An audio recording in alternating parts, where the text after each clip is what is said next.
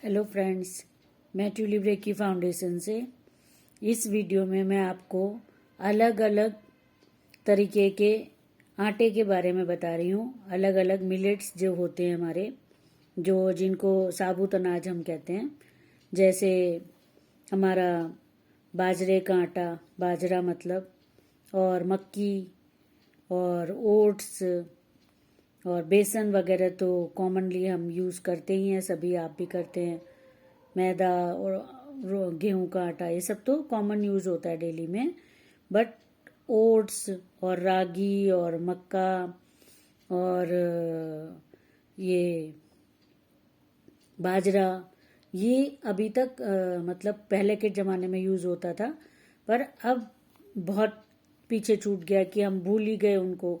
कभी कभार सर्दियों में हमने बाजरे की रोटी खा ली या मक्की की रोटी खा ली, बस इतना तक रह गया है। वो भी नॉर्थ एरिया में जहाँ पर सर्दी पड़ती है तो वहाँ पर हमें अच्छा लगता है ये रोटी खाना, लेकिन बाकी हमारा साल भर में ये सारे अनाज हमारे छूट जाते हैं। तो इन अनाजों को अपनी डाइट में ज़रूर से शामिल करें।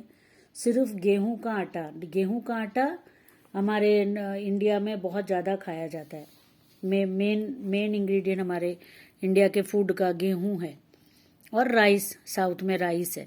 तो ये दोनों चीज़ें, या गेहूं आप बोलो, राइस में ज़्यादा फैट ज़्यादा होता है और गेहूं में हीट ज़्यादा होती है और ज़्यादा हैवी होता है। ये गेहूं जल्दी से डाइजेस्ट नहीं होता, जल्दी से रिमूव नहीं होता। जब एक बार हमने खा लिया, उसको घंटों लग जाते हैं डाइजेस्ट होने में, और तब तक हम दूसरा फूड अपना ले चुके होते हैं।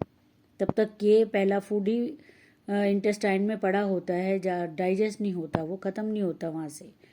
तो इसके लिए ज़रूरी है कि ऐसा फूड खाया जाए जो साथ की साथ क्लीन भी करने का काम करे इंटेस्टाइन को, साथ के साथ वहाँ पर एक ही फूड पड़ा ना रहे, क्योंकि वो पड़ा वहाँ पर सड़ना शुरू कर देगा।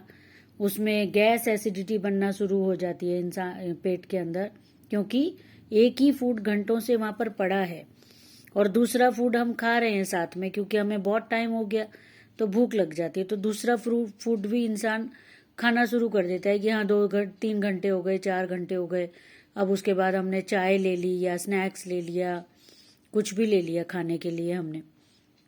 ऐसा तो नहीं होता कि हमने गेहूं का खाना खाया इसलिए हम उसका वेट करते हैं। हमें पता ही नहीं होता, इंसान को आमतौर पर किसी को पता नहीं होता कि वो खाना अभी तक इंटेस्टाइन में पड़ा हुआ है, वो डाइजेस्ट ही नहीं हुआ, उसने अभी तक अपनी प्लेस ही नहीं ली है कि वो वहाँ से हट जाए, इंटेस्टाइन को वो खाली कर दे। वो नहीं होता। उसकी वजह से ऐसे फूड खाने बहुत ज़रूरी हैं जो इजी डाइजेस्ट हो और इजी क्लीन हो और इंटेस्टाइन को क्लीन करने का भी काम करें।